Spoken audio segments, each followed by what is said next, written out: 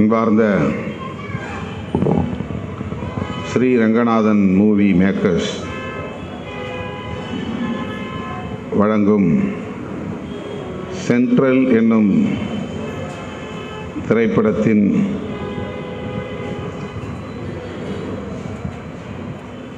முதல்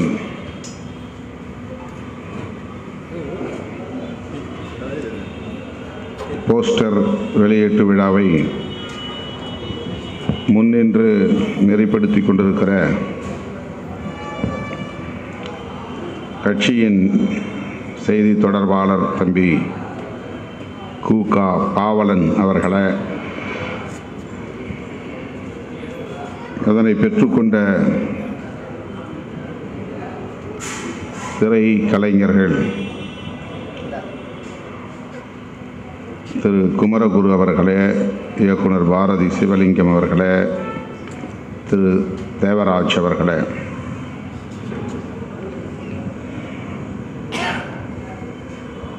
இந்த திரைப்படத்தில் கதாநாயகனாக நடித்திருக்கும் காக்கா முட்டை புகழ் திரு விக்னேஷ் அவர்களே, கதை நாயகி செல்வி சோனி அவர்களே,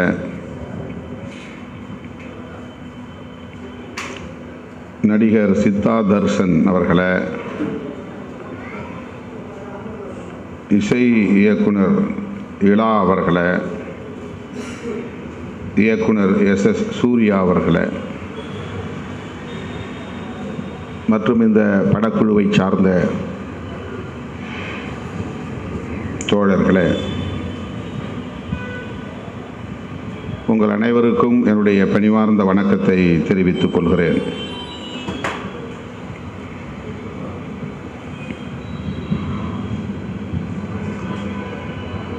இந்த போஸ்டர்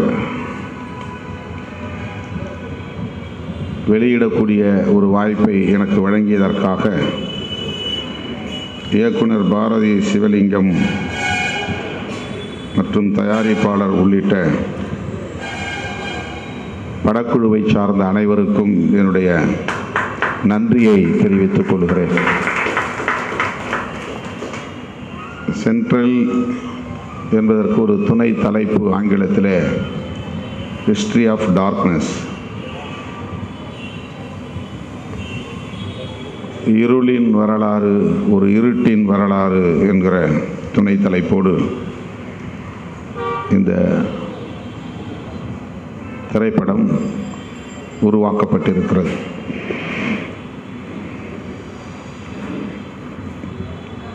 இந்த கதை சுருக்கம் என்ன என்று கேட்டேன். விக்னேஷ் சொன்னார்.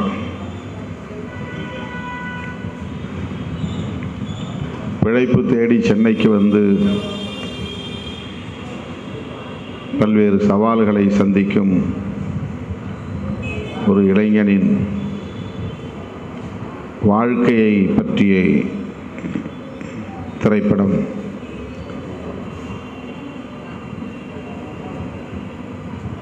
அப்படி என்றால் ஏன் சென்ட்ரல் என பெயர் வைத்திருக்கிறீர்கள் என்று கேட்டேன்.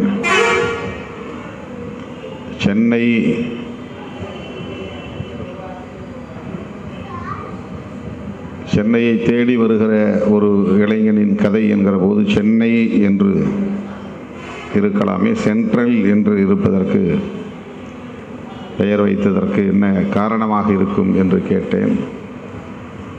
சென்னையை நோக்கி வருகிற அனைவரும் ரயில் மூலம் வந்தால் சென்ட்ரலில் தானே இறங்க வேண்டும். சென்ட்ரல் சென்னையின் மையப்பகுதியாக இருக்கிறது. சென்னையை தேடி வருகிற அனைவருக்குமான ஒரு நுழைவாயிலாக இருக்கிறது.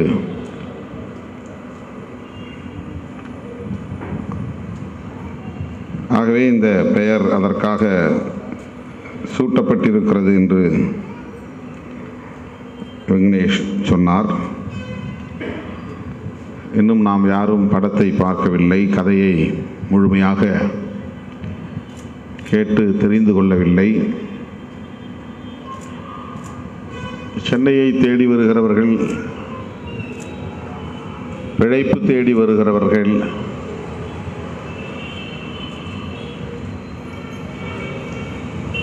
அடைக்கலம் தேடி வருகிறவர்கள் எத்தகைய சவால்களை சந்திக்கிறார்கள் என்பதை நாம் ஒவ்வொருவரும் சாட்சிகளாகத்தான் இருக்கிறோம். சென்னைக்கு முதலாக வருகிற போது பல்வேறு கனவுகளோடு தான் வந்து இறங்குகிறோம். ஒரு விக்னேஷ் சொன்னதைப் போல நானும் முதலில் சென்னையில் வந்து காலடி வைத்த இடம் சென்ட்ரல். 1979 கல்லூரியில் படிப்பதற்கு விண்ணப்பம் செய்ய வேண்டும் என்று சென்னையை நோக்கி பயணப்பட்டோம். நெடுந்தூர பயணம் என்பது அப்போது அனுபவம் இல்லை. 1 மணி நேரத்திற்குள்ளாக பயணிப்பது, ஊரிலிருந்து கல்லூரிக்கு செல்லுவது, டவுன் பஸ்ஸில் ஏறி போவது, அவ்வளவுதான் பயண அனுபவம்.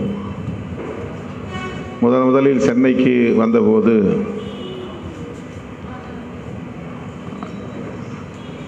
உளுந்தூர்பேட்டையிலே வண்டி பிடித்து, பேருந்தல்ல, ஒரு வேன், அவன் சவாரியை இறக்கிவிட்டு சென்னைக்கு திரும்புகிறவன். வழியிலே கிடைக்கிற சவாரியெல்லாம் ஏற்றிக்கொண்டு ஆங்காங்கே இறக்கிவிட்டு வந்து சேரக்கூடிய ஒரு வண்டி. அவன் எங்கிருந்து அந்த பயணத்தை தொடங்கினான் என்று தெரியாது. நாங்கள் உளுந்தூர்பேட்டையிலே ஏறினோம். 1 மணி நேரம் ஆனது, இன்னும் சென்னை வரவில்லையா என்று நான் கேட்டேன்.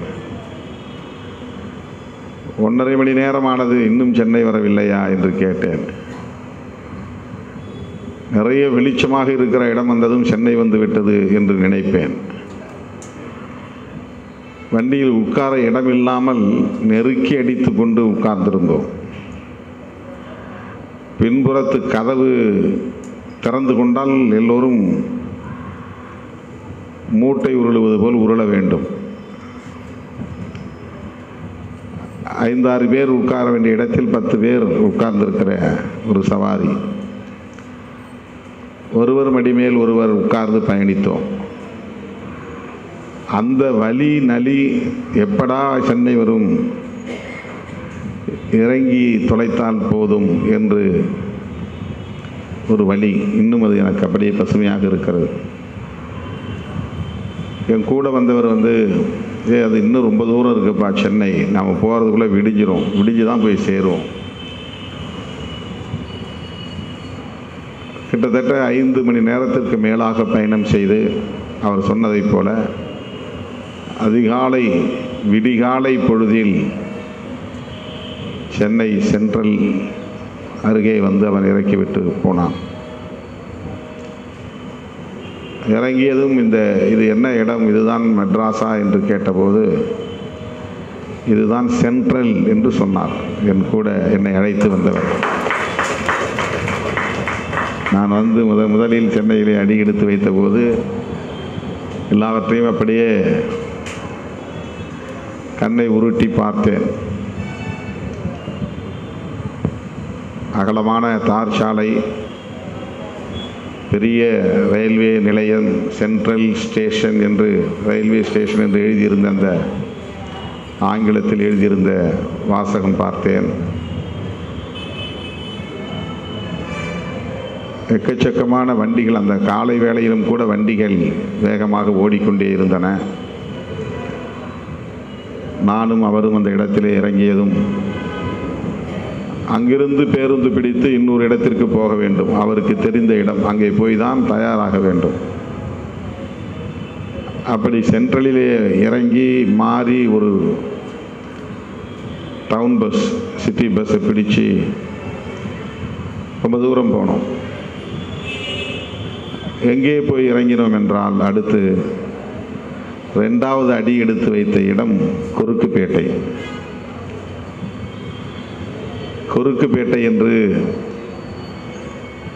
அப்போது அந்த நண்பர் எனக்கு சொன்னார். இது என்னுடைய சென்னை நோக்கி வந்த பயணத்தின் முதல் அனுபவம்.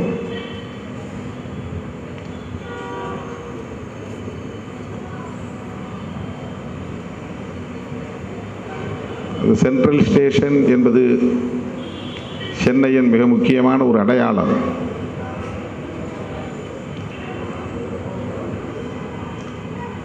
இந்தியாவை தமிழ்நாட்டோடு இணைக்கிற ஒரு புள்ளி.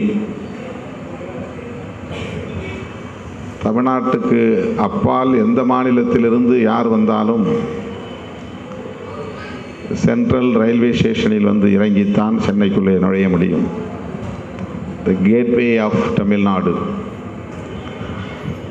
தமிழகத்தின் நுழைவாயில்.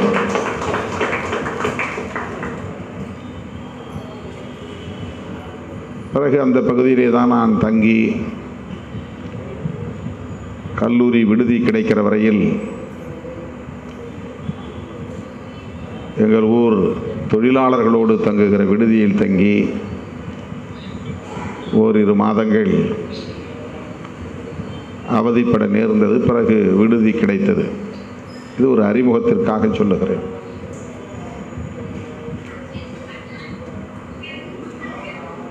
அப்படி 79 நான் அடியெடுத்து வைத்த சென்னையில் என்னுடைய பட்ட வகுப்பை முடித்து பிறகு முதுகலை MA பயின்று பிறகு சட்டத்தையும் சென்னை சட்டக்கல்லூரியிலே பயின்று அரசு ஊழியராக சென்னையை விட்டு வெளியேறி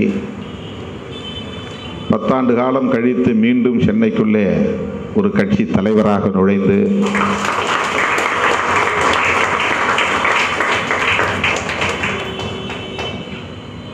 இன்றைக்கு சட்டமன்றத்திற்குள்ளும் நாடாளுமன்றத்திற்குள்ளும் நம்முடைய குரல் ஒலிக்கக்கூடிய வகையில்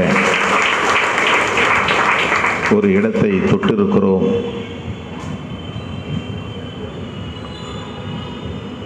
ஆக நாம் ஒவ்வொருவருமே சென்னையை நோக்கி பயணித்து சென்னையில் வந்து இறங்கி சென்னையை நமது அடுத்த தாய்மடியாக ஏற்றுக்கொண்டு எண்ணற்ற பல சவால்களை சந்தித்து வெளிச்சத்தை பார்த்திருக்கிறோம். இன்றைக்கு வெளிச்சம் என்கிற பெயரிலேயே ஒரு தொலைக்காட்சியையும் நாம் உருவாக்கியிருக்கிறோம். ஆக 79 சென்னையில் நான் அடியெடுத்து வைத்தபோது ஒரு இருட்டுக்குள்ளே உழலக்கூடியவனாக நானும் இருந்தேன். நானே அதற்கு ஒரு சாட்சியமாக இருந்தேன் என்பதைத்தான் இந்த நேரத்தில் நான் உணர்ந்து பார்க்கிறேன்.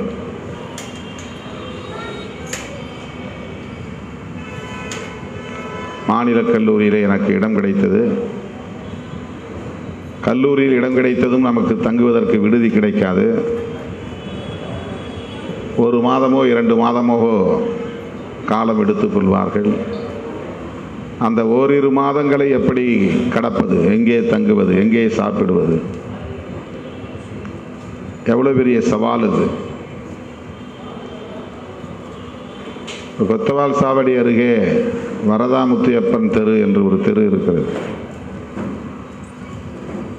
அந்த தெருவிலே தொழிலாளர்கள் தங்குகிற ஒரு நெருக்கடியான இடம்.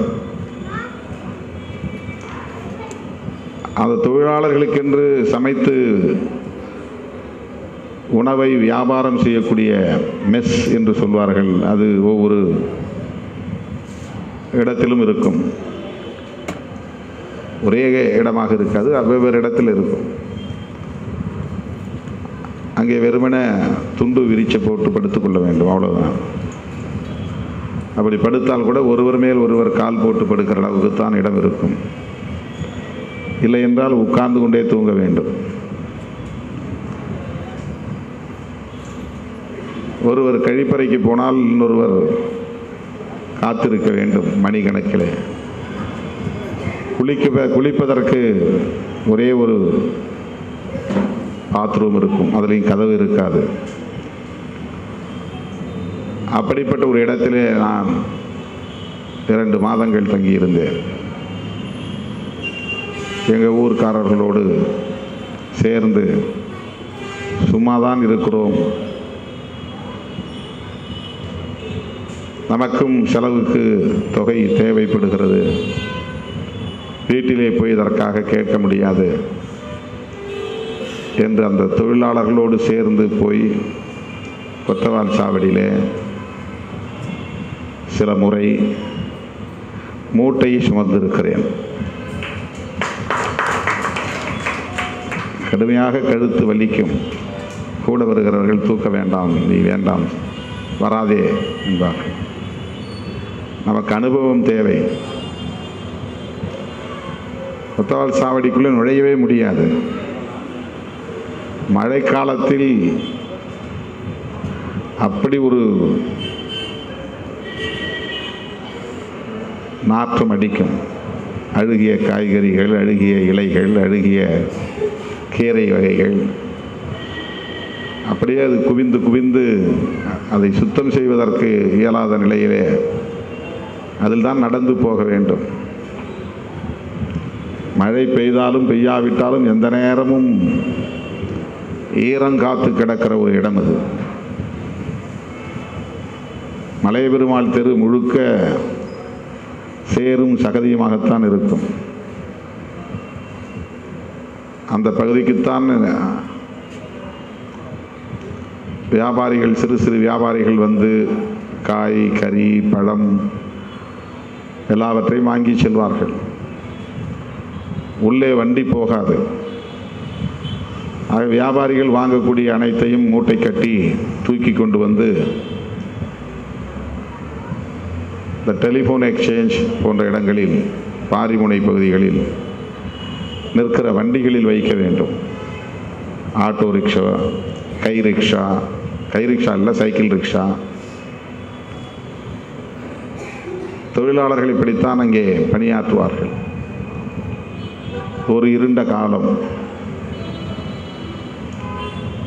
வலி மிகுந்த காலம். இன்றைக்கும் அவையெல்லாம் வடுக்களாக அப்படியே வாழ்க்கையில் அடையாளங்களாக இருக்கின்றன. பிறகு விடுதி கிடைத்தது.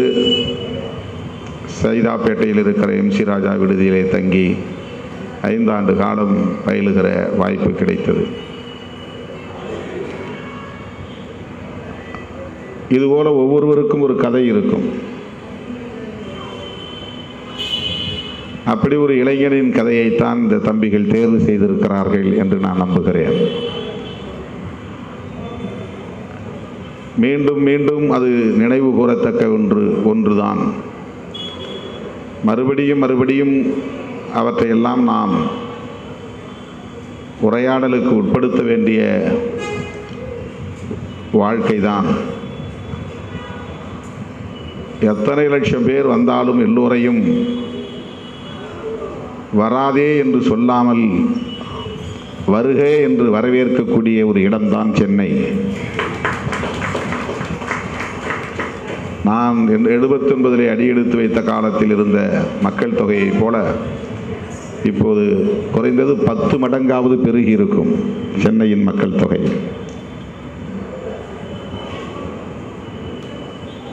எத்தனை லட்சம் பேர் வந்து கொண்டே இருந்தாலும் அவ்வளவு பேரையும் உள்வாங்கிக் கொள்ளுகிற, அவ்வளவு பேருக்கும் வாழ்க்கை தருகிற, அவ்வளவு பேருடைய வாழ்க்கைக்கும் ஒரு அடைக்கலமாக இருக்கிற, புகலிடமாக இருக்கிற ஒரு பெருநகரம்தான் சென்னை. தமிழ் பேசக்கூடியவர்களுக்கும் சென்னை தான் புகலிடம், தெலுங்கு பேசக்கூடியவர்களுக்கும் சென்னை தான் புகலிடம், இந்தி, குஜராத்தி என்று வடமொழி பேசக்கூடியவர்களுக்கும் சென்னை தான் புகலிடம், மொழி இனம் என்கிற பாகுபாடு இல்லாமல் அனைவரையும் தமது பிள்ளைகளாய் ஏற்றுக்கொள்கிற ஒரு தாய்மடி சென்னை. அவ்வளவு பேரும் உள்ளே நுழைவதற்கு ஒரு நுழைவாயிலாக இருப்பது தான் சென்ட்ரல். இந்த சென்ட்ரல் என்கிற பெயரிலே தம்பிகள் உருவாக்கியிருக்கிற இந்த திரைப்படம் மானுட வாழ்வியலை பேசுகிறது. உழைக்கிற மக்களின் இருண்ட பக்கத்தை பேசுகிறது என்று தலைப்பிலிருந்து நம்மால் புரிந்து கொள்ள முடிகிறது. திரை உலகில் இளம் தலைமுறையினர் இப்போது முற்போக்கு சிந்தனை உள்ளவர்களாக, பாட்டாளி வர்க்கத்தின் நலன்களில் அக்கறை உள்ளவர்களாக ஏராளமானவர்கள் இருக்கிறார்கள் என்பது நம்பிக்கை அளிக்கிறது, மகிழ்ச்சி அளிக்கிறது. கடந்த காலங்களிலும் உண்டு. ஆனாலும் கூட இப்போது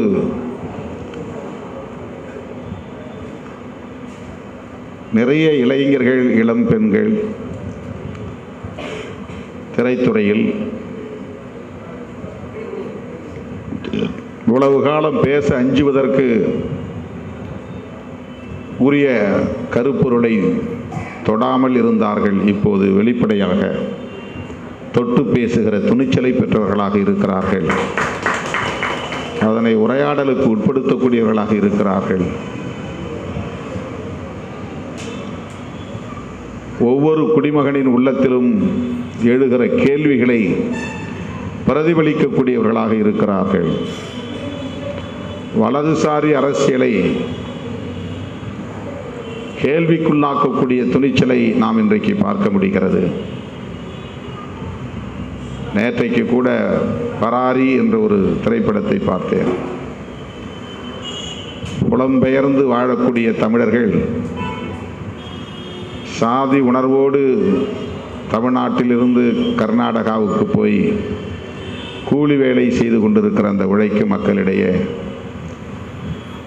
ஒரு இடைவெளி சாதியின் பெயரால் இருக்கிறது, ஒரு முரண் இருக்கிறது, பகை இருக்கிறது.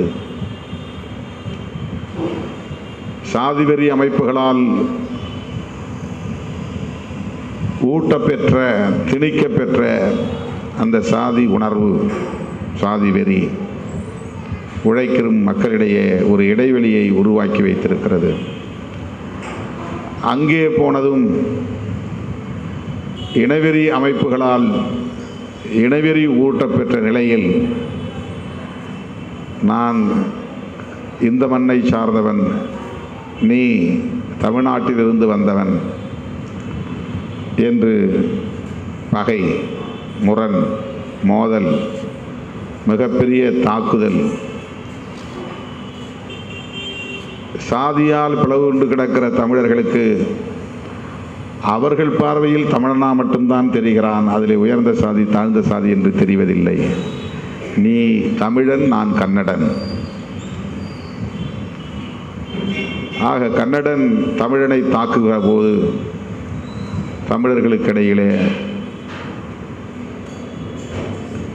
சாதி வெறியை விட இனவெறி கொடூரமானது என்பது புரிந்து சாதி அடையாளங்களை எல்லாம் தூக்கி எறிந்துவிட்டு கைகோர்க்கிறார்கள்.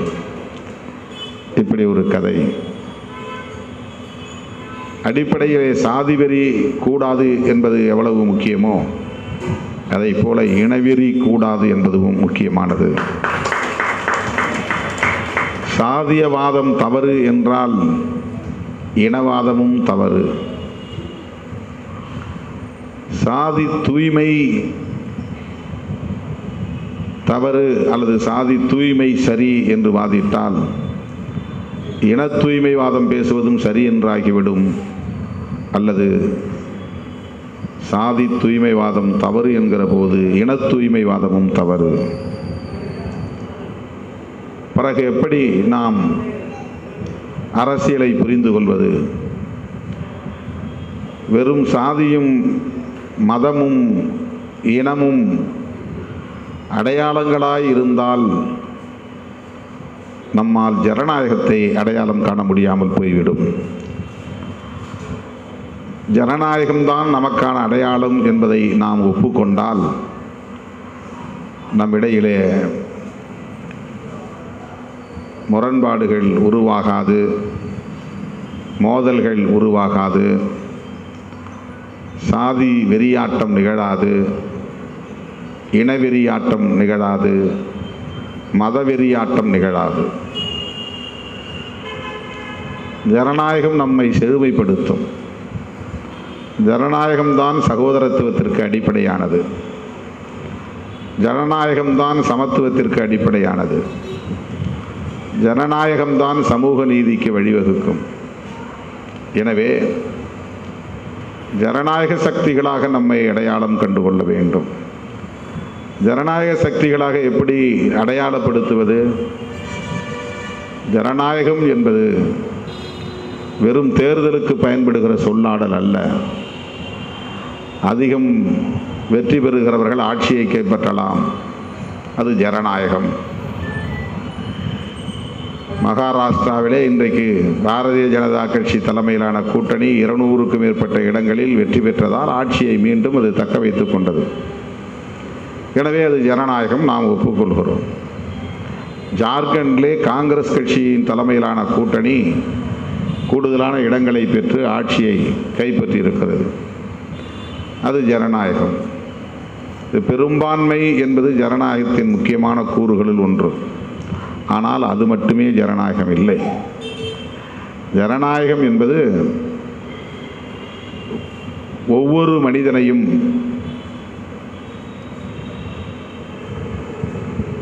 சாதி வரம்புகளை கடந்து, மத வரம்புகளை கடந்து, பாலின வரம்புகளை கடந்து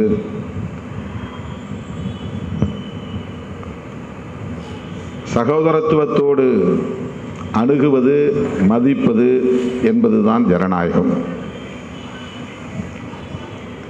பிறர் உணர்வுகளை மதிக்க வேண்டும், பிறர் உணர்வுகளை அனுமதிக்க வேண்டும், பிறருடைய உரிமைகளை பறிக்கக்கூடாது, தடுக்கக்கூடாது, அதிகாரத்தை பகிர்ந்தளிக்க வேண்டும், ஒரு இடத்தில் அதிகாரத்தை குவிக்கக்கூடாது. டீசென்ட்ரலைசேஷன் ஆஃப் பவர், அதுவும் ஜனநாயகத்தின் கூறுகளுள் முக்கியமானது. இன்றைக்கு விடுதலை சிறுத்தைகள் கட்சியில் ஒரு ரெவென்யூ மாவட்டத்திற்கு ஒரு மாவட்ட செயலாளர் என்று போடுகிற முறையை மாற்றி ஒரு சட்டமன்ற தொகுதிக்கு ஒரு தொகுதி மாவட்ட செயலாளர்கள் என்று 234 மாவட்ட செயலாளர்களை நியமிக்கப் போகிறோம். இது ஒரு வகையான அதிகார பகிர்வு, டீசென்ட்ரலைசேஷன் ஆஃப் பவர்ஸ். கட்சிக்குன்னு ஒரு அதிகாரம் இருக்கிறது, அந்த அதிகாரத்தை பகிர்ந்தளிப்பது. ஒரு மாவட்டத்துக்கு ஒரு ஆள் போட்டோம் முதல்ல, அப்புறம் 2 ஆள் போட்டோம், அப்புறம் 3 ஆள் போட்டோம் ஒரு மாவட்டத்துக்கு, ரெவென்யூ மாவட்டத்துக்கு. இப்போ இந்த மாவட்டத்துக்குள்ள 9 சட்டமன்ற தொகுதி இருக்கா, 9 மாவட்ட செயலாளர். 2 பேர் இருந்த இடத்துல இப்போ எக்ஸ்ட்ரா 7 பேருக்கு வாய்ப்பு.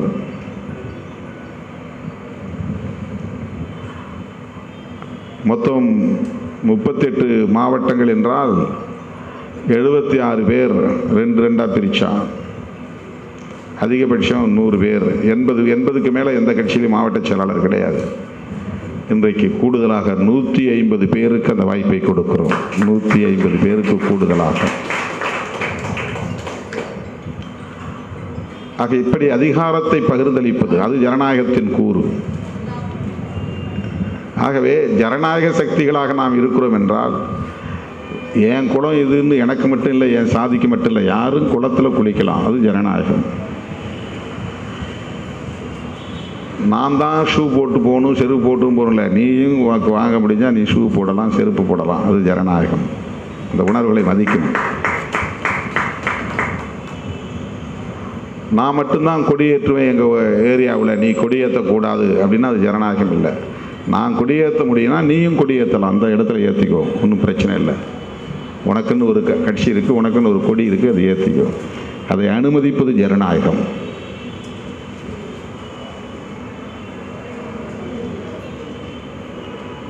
எனவே ஜனநாயகம்தான் நமக்கான அடையாளமாக இருக்க வேண்டுமே தவிர சாதியோ மதமோ மொழியோ இனமோ கூடாது.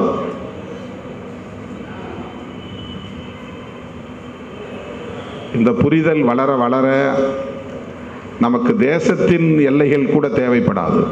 ஒட்டுமொத்த பூகோளமே மனிதர்களுக்கானது.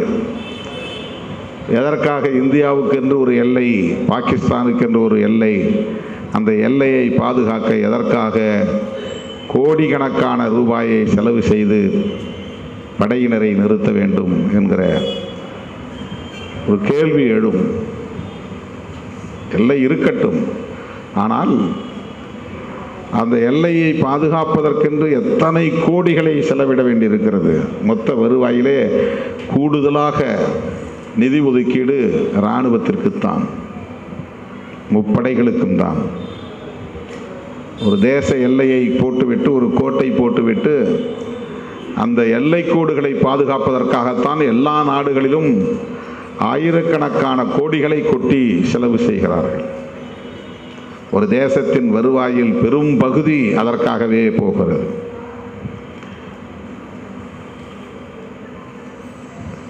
ஜனநாயகம் வளருகிற போது, மலருகிற போது, வலுப்பெறுகிற போது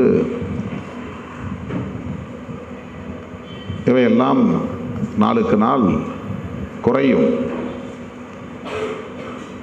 ஜனநாயகத்தை நாம் இன்னும் யாரும் ஒரு பொருட்டாக எடுத்துக்கொள்ளவில்லை என்பதுதான் எல்லா வகையான பிரச்சனைகளுக்கும் மூல காரணமாக இருக்கிறது.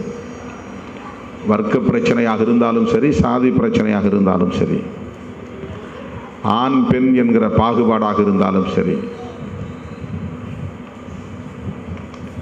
இதை பேசுகிற இளைஞர்கள் இன்றைக்கு திரைத்துறையிலே, கலைத்துறையிலே அதிகம் வந்திருக்கிறார்கள், வந்து கொண்டே இருக்கிறார்கள். அப்படிப்பட்ட சிந்தனை உள்ளவர்கள் இருந்ததால் தான் இந்த போஸ்டரை வெளியிடுவதற்கு திருமாவளவன் என்று தேர்ந்தெடுத்திருக்கிறார்கள்.